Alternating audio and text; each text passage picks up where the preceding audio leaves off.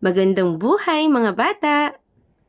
Handa na ba kayo sa bago nating aralin?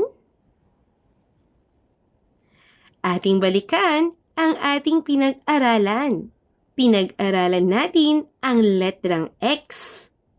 Paano nga ulit isinusulat ang letrang X? Sa malaking letrang X, mula linyang asul hanggang asul, pakanang pahilis. Mula asul hanggang asul, pakaliwang pahilis. Sa maliit na letrang X naman, mula sa linyang pula hanggang asul, pakanang pahilis. Mula naman sa pula hanggang asul, pakaliwang pahilis. Magaling! Ano ang tunog ng letrang X? Tama! Ang letrang X ay may dalawang tunog. X, X, X. At Z, Z, Z. Hanapin at bilugan ang mga letrang X.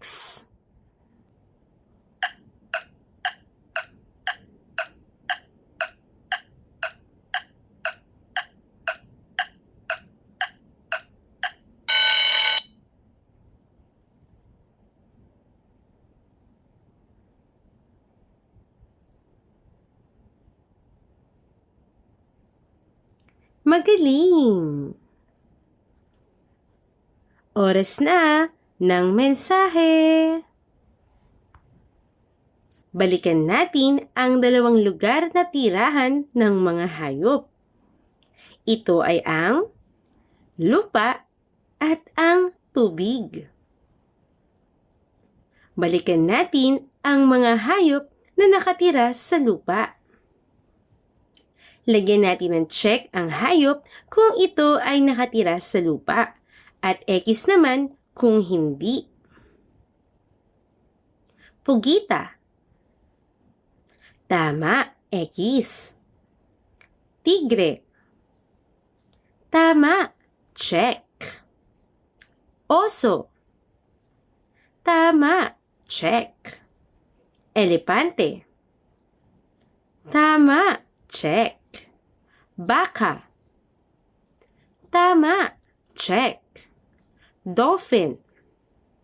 Tama, X. Baboy. Tama, check. Aso. Tama, check. Usa. Tama, check. Kuneho. Tama, check.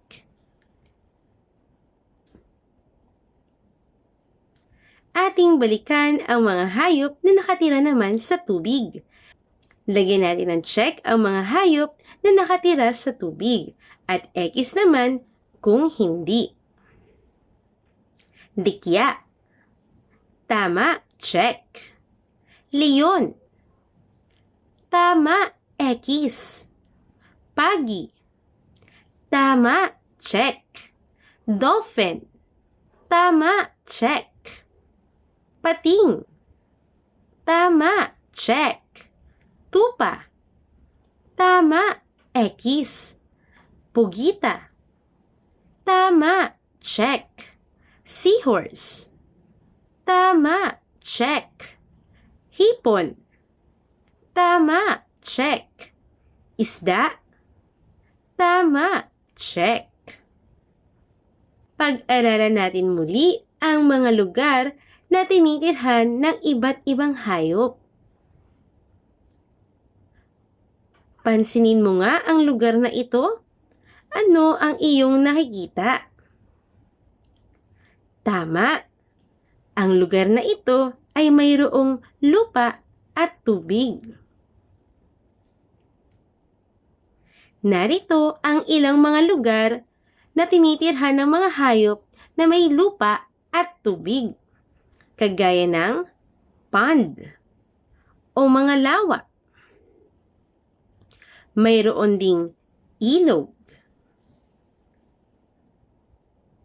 dalampasigan, at baybayin ng karagatan na nabalutan na ng snow.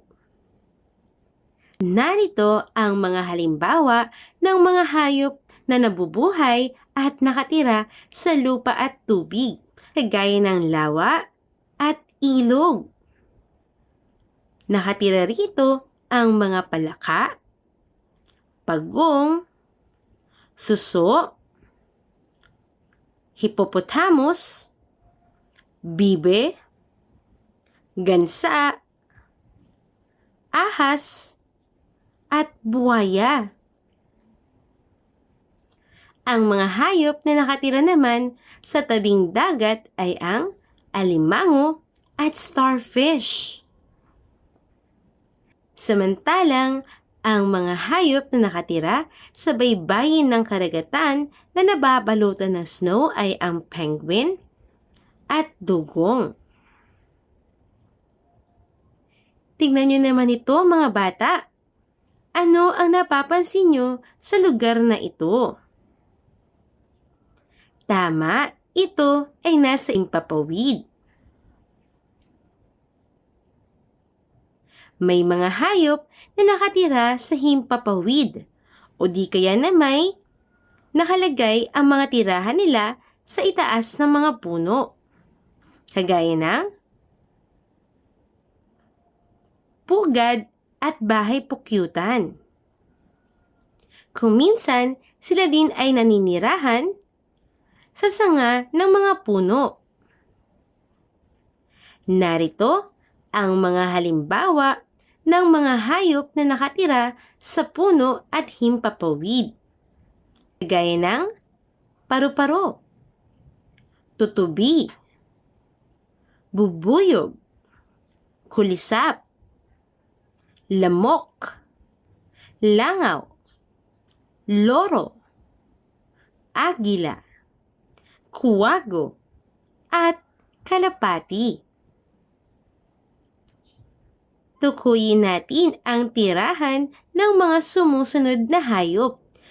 Kung ito pa ay nakatira sa lupa at tubig o himpapawid. Saan nakatira ang palaka? Tama, sa lupa at tubig. Agong.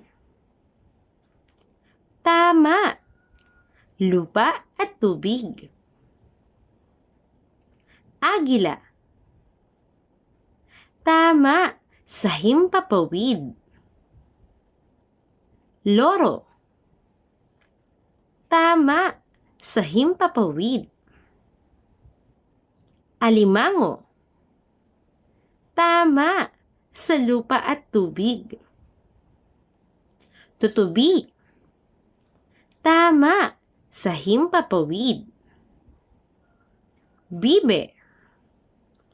Tama, sa lupa at tubig. Bubuyog. Tama, sa himpapawid. Buwaya. Tama, sa lupa at tubig.